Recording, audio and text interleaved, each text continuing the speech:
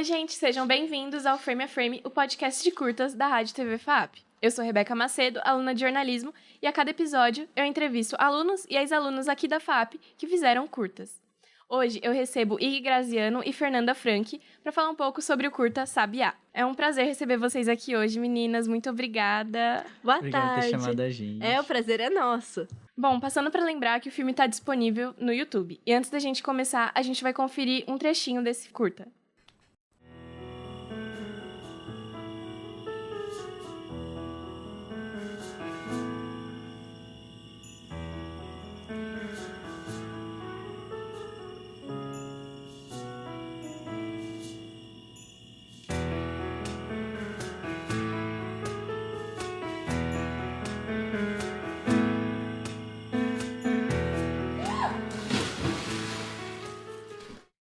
Esse foi um trecho do Sabiá, que está disponível no YouTube, produção da Fernanda Franchi e Ig Graziano.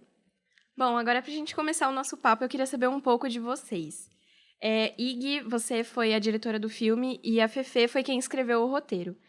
Vocês duas não são daqui de São Paulo, né? Como que foi a descoberta do cinema e o que exatamente motivou vocês a fazerem esse curso aqui em São Paulo? Então, eu sempre gostei muito de arte. Então, antes eu tinha muito essa vontade de querer atuar, só que depois eu comecei, acho que com o tempo que eu fui crescendo, eu comecei a perceber que eu gostava mais da questão da arte, era o por trás, de você justamente querer desenvolver esse projeto, desenvolver a atuação das pessoas. Então isso eu achei uma coisa que eu comecei a ter muita atração, e aí eu falei pra mim que eu queria fazer cinema, e eu fiquei com isso na cabeça desde, sei lá, os 12 anos.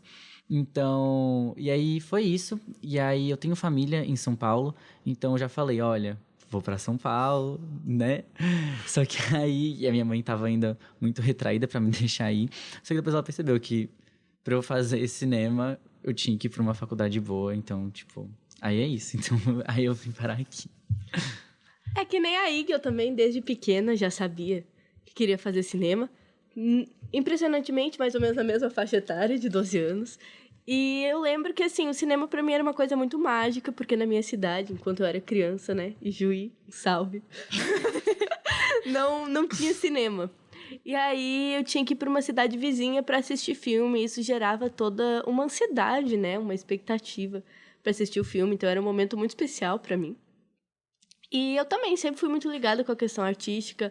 Meus pais sempre me incentivaram muito a questão de assistir cinema mesmo, ler, e eu participei de teatro desde muito pequena. Então, aos poucos eu fui chegando nessa conclusão, que era o que eu queria fazer para minha vida. Meus pais antes também não eram muito a favor, mas como foi algo que eu quis desde pequena, eles foram entendendo que era o que eu queria. Aí chegou o ensino médio, eles falaram para mim, tá, é o que tu quer mesmo? Então pesquisa um pouco sobre, e foi aí que eu comecei a mexer com fotografia. Foi no 3º ano do ensino médio que eu tive minha primeira câmera. E aí eles perceberam que realmente era isso que eu queria e passaram a me apoiar para vir para cá, né? Eu falei para eles, ou eu vou pro Rio ou para São Paulo. Eles, não, vai para São Paulo então. E aí foi isso. De onde veio a ideia para escrever essa história? Então, a gente já sabia desde o início do 2º semestre, né, do curso de cinema, que a gente ia ter que desenvolver um curta sem diálogo. Então, a partir daí, eu já estava com ideias, né? Como a gente pode fazer um curta que os personagens não conversem e que não tenha som que seja colocado na pós, ou seja, isso dá som diegético, né, da história mesmo.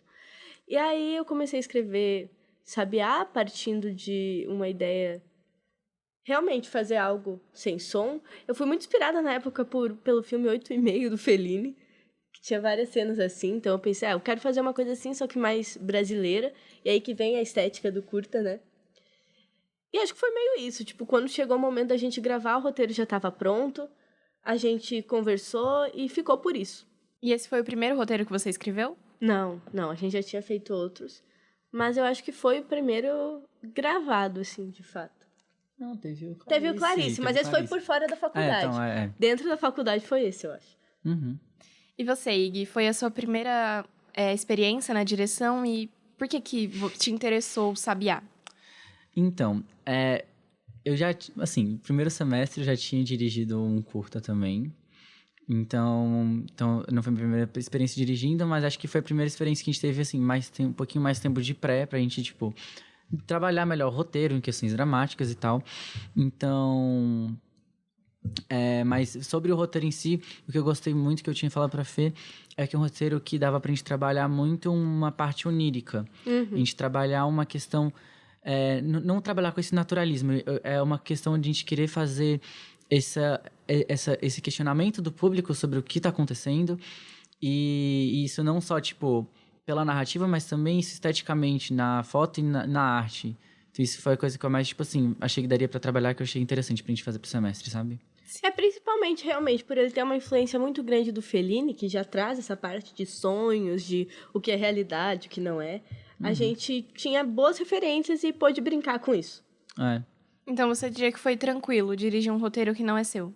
Sim, total, porque eu acho que quando você pega um roteiro que não é seu, você às vezes tem mais noção do que é palpável. Porque quando você tá dirigindo um roteiro que é seu, tem algumas coisas que é visível na sua mente, mas que tipo, às vezes não é visível para as outras pessoas da equipe.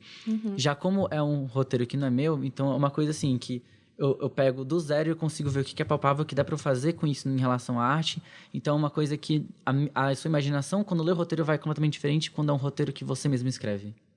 Eu queria que vocês contassem pro público que ainda não assistiu sobre o que é o curta. Bom, o curta é sobre duas meninas, né, a Sal e a Sabiá, que, assim, de início você não percebe, mas elas estão num relacionamento e elas estão numa atividade secreta dentro da mesma casa e uma não sabe que a outra está lá, né, sendo, tipo, uma alegoria para a questão de duas pessoas que estão iniciando um relacionamento e não se conhecem direito, que querem a mesma coisa, estão no mesmo patamar, mas não conseguem enxergar isso ainda porque não se conhecem o suficiente. Então é meio que uma perseguindo a outra sem saber que elas estão na mesma página, sabe? Acho que é basicamente isso, que, tipo, acho que com essa direção também acaba entrando um pouco nisso. Principalmente da ideia de eu querer fazer planos fechados para tentar, no início, muito mais fechados, para tentar trazer essa ideia dessa aproximação que elas com a personagem, esses sentimentos de que elas estão sentindo dentro dessa casa, que elas estão perseguindo, procurando coisas meio que nessa perseguição que elas não sabem que elas estão se perseguindo, sabe? E aí, depois disso, abre um pouco mais pra mostrar mais as duas em tela, enfocar muito mais no relacionamento delas, sabe? É meio a ansiedade de um início de relacionamento, sabe? Onde você tá começando a conhecer a pessoa, ainda tá entendendo o terreno onde você tá pisando. E o Lear, que é o personagem amigo da Sal, né? Ele... Não, da Sabiá. Da Sabiá, perdão, troquei o nome. Da Sabiá. Ele vem como um auxílio desse mundo exterior, né? Porque normalmente quando é a gente fica tão preso no que a gente tá sentindo que às vezes a gente não enxerga a situação de fato como ela é. E o Lear vem pra fazer isso com a Sabiá, dizer, vai lá, enfrenta isso, sabe? Exato. E o curta, ele começa com uma música que nem eu, nem a equipe, a gente conseguiu identificar qual que era, e a gente queria saber, foram vocês que produziram? Sim, foi a nossa diretora de som. Ela compôs a música do zero. Aí foi basicamente, eu peguei referências, que eu acho que era nessa vibe que a Fê tinha falado antes, que era querer pegar referências mais de música clássica brasileira. Então, foi muito Villa-Lobos que eu dei de referência. E aí, foi isso. Ela pegou e fez. No roteiro tava escrito realmente música clássica brasileira, só que é muito difícil achar algumas sem direito, porque por mais que as letras às vezes sejam sem direitos autorais, para reproduzir, seja alguém tocando ou a gente tocar, a gente precisa ter esses direitos. Então é muito mais fácil ter uma música sem autoria de outra pessoa, né? Muito mais fácil criar uma música quase dela. E como foi pra pensar cada plano, né? Sabendo que as dinâmicas dos personagens, elas eram bem intensas. Isso deve ter sido um grande desafio pra vocês, né? Tanto pra direção, né, da IG, quanto pra fotografia também. Então, assim, a minha diretora de foto, a Sofia, ela me ajudou muito. Mas eu acho que é exatamente isso. Foi uma coisa muito mais difícil de decupar, porque tinha muita cena em corredor. Então isso é uma questão que também é que você tentar pensar de formas diferentes para você conseguir trabalhar esse corredor. E, tipo, como fazer, trazer de uma forma interessante nessa decupagem. Isso que foi assim, mas no final tá tudo certo. E a dança é um elemento muito presente, né, no curta. Eu queria saber se tem algum significado pra vocês. Eu acho que a gente pensou em uma coisa realmente, expressar o sentimento que ela estava sentindo, né? Sem poder dizer nada, sem ter uma troca de diálogos. E a gente procurou expressar isso pelos movimentos do corpo mesmo. E além dos movimentos do corpo, também trazer realmente referências oníricas, assim. Por que vocês deram o nome Sabiá, tanto pra personagem quanto pro título do curta? Então, quando eu tava escrevendo, né, primeiro, como a música, que é o que guia a trama, eu fiz associação com o sabiá, que é um animal, assim, muito associado ao Brasil, ao folclore brasileiro. Então, realmente, como é a música que guia, o canto do sabiá pode ser uma alegoria a isso. E aí, o nome da personagem se tornou Sabiá, porque realmente era uma representação brasileira, mas não que alguém fosse saber isso, porque como é um curta sem diálogos, né? A gente não sabe o nome dos personagens de fato. Mas o importante é o canto do sabiá, que guia a trama, é a música. Como vocês falaram, o curta do segundo semestre, ele é pra ser mudo, né? Eu queria saber quais foram os desafios que vocês encontraram durante a produção. Cara, O som na pós, né? Porque não. A mixagem que foi bem difícil. Ainda mais que tinha que, em algumas cenas, tentar trabalhar a música em volumes diferentes, porque está em diferentes partes da casa. Então, isso foi uma dificuldade também para mixar. Mas acho que a principal questão também que envolve, acho que é você trabalhar justamente essa demonstração de sentimentos sem a fala, e só com apenas gestos. E isso acho que foi uma questão difícil, assim. E como foi o processo para vocês juntarem a equipe para escolher a função de cada um? foi muito fácil. Foi tipo assim, nosso grupo de amigos da turma tava ali, vamos gravar juntos? Vamos! Bora! É que, na real, a gente já tinha um grupo pra fazer esse curta, tipo, há Só não tinha um roteiro. umas semanas. A gente tava esperando eles liberarem pra gente começar a pré-produção. E aí, quando eles finalmente falaram, podem começar a se organizar, a gente já tinha o grupo. Aí a gente mandou os nossos roteiros, decidiu qual a gente ia fazer. E foi isso, entendeu? E acho que de elenco também amigos total. nossos. É que meio que eu escrevi o roteiro já pensando na Sabiá, né? Que é a Belle que fez. Porque ela tem realmente esse contraste de cor que a gente pensou tanto no cabelo das atrizes, né? A Belle tava com o cabelo platinado e a Clara com o cabelo ruivo. Enfim, uma coisa bem colorida. Bom, a locação e a arte são elementos que claramente dão um tom, todo o tom, né, da história. Eu queria saber como que vocês encontraram essa casa que encaixa perfeitamente na vibe que vocês querem passar. É a casa da minha tia. E aí foi um caos a gente tentar, porque ela mora no Embu, então a gente teve que sair, então a gente teve que planejar toda a equipe para levar não só a equipe, mas também para levar todos os equipamentos. Aí, além disso, a diretora de arte, a Mariana, ela surtou e foi alugar coisa para fazer os props de arte. Então, assim, a gente antes era para ser um pequeno curta e com o tempo foi, tipo, aumentando as coisas que a gente ia fazer, que a gente queria. E aí foi isso. Inclusive, se vocês repararem, tem vários adereços de sabiá na casa que a Mari Suzuki, nossa diretora de arte, conseguiu encontrar. Então, assim, são pequenos detalhes que vale a pena prestar atenção. Vocês falaram que foi um desafio, né, fazer sem diálogo. Eu queria saber como foi essa troca com os atores, né, para eles poderem expressar o que vocês gostariam que fosse passado. Assim, como eu já atuei, eu tenho uma experiência com atuação. Então, tipo assim, para dirigir os atores foi mais tranquilo para mim.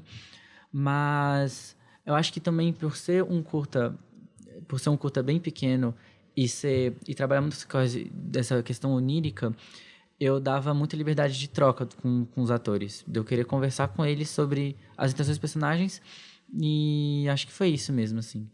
Assim, eu acho o curta todo muito, muito lindo, tá? Parabéns. E eu queria saber se tem alguma das cenas belíssimas que foram gravadas que vocês guardam com um carinho especial, assim, no A coração. cena final é com certeza a nossa favorita, assim. Acho que é consenso geral do grupo. Sim, sim. E foi a mais difícil de fazer. Foi, não, tava chovendo e era ou a gente gravava aquela hora que a chuva tinha diminuído, né? Nossa. Ou talvez não desse pra gravar no outro dia, porque a gente já ia voltar. Então, foi assim, um take, né? Porque elas iam molhar o figurino e depois não ia ter como voltar atrás. Mas realmente foi muito divertido gravar. Foi quando elas pularam e eu gritei, corta, foi todo mundo pulando. Ah, tá lindo! E as atrizes tremendo de frio. Enfim, Foi legal. Muito legal. E teve alguma cena que foi improvisada ou que aconteceu de uma forma inesperada que acabou ficando no corte final?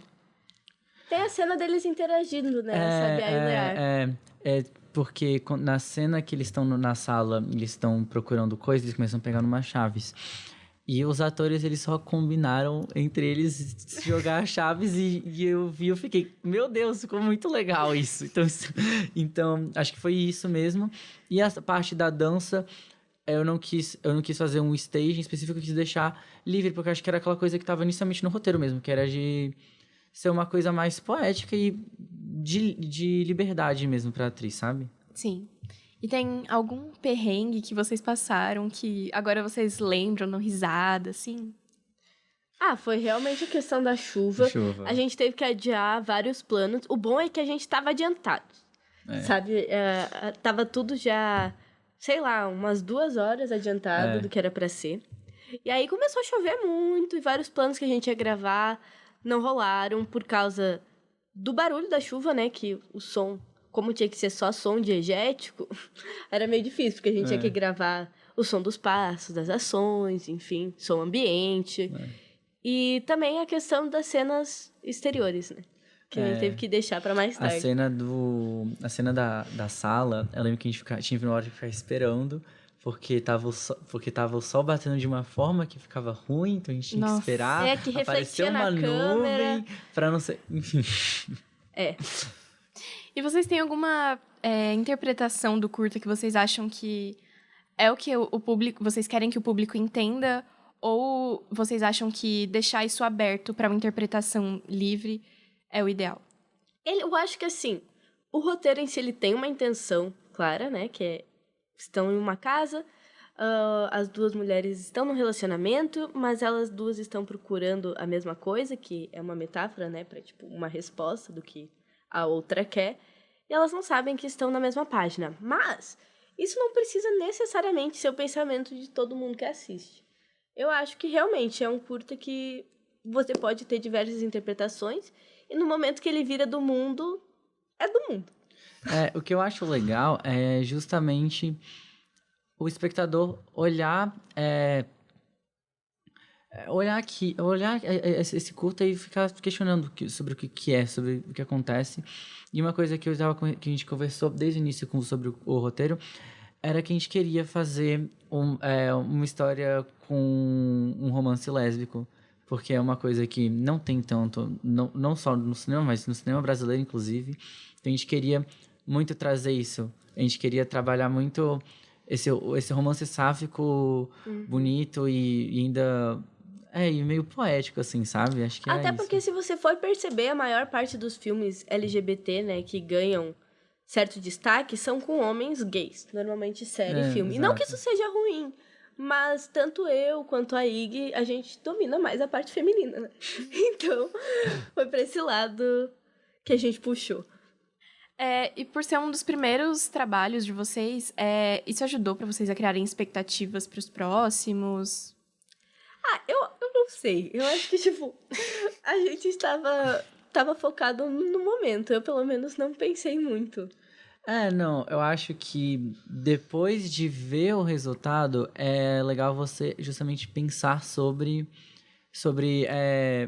novas formas de como você pode trabalhar na pré, novas formas que você pode trabalhar com os atores, novas formas que eu acho que é exatamente isso, é meio que uma escola, assim, sabe? Você vai aprendendo novas formas pra você desenvolver mais a área que você gosta, sabe? Eu acho que a gente foi um curta bem experimental pra gente em todos os sentidos, sabe? Uhum. Porque foi realmente a primeira vez que a gente teve uma pré-produção de fato. Os trabalhos até então, no primeiro semestre, eram, vocês têm uma semana pra gravar. Isso, entreguem semana que vem. Então era com o que a gente tinha, entendeu? E não ficou exatamente do jeito que a gente queria, obviamente, mas serviu pra gente apontar por que não ficou do jeito que a gente queria, o que a gente pode melhorar pro próximo, sabe? Exatamente.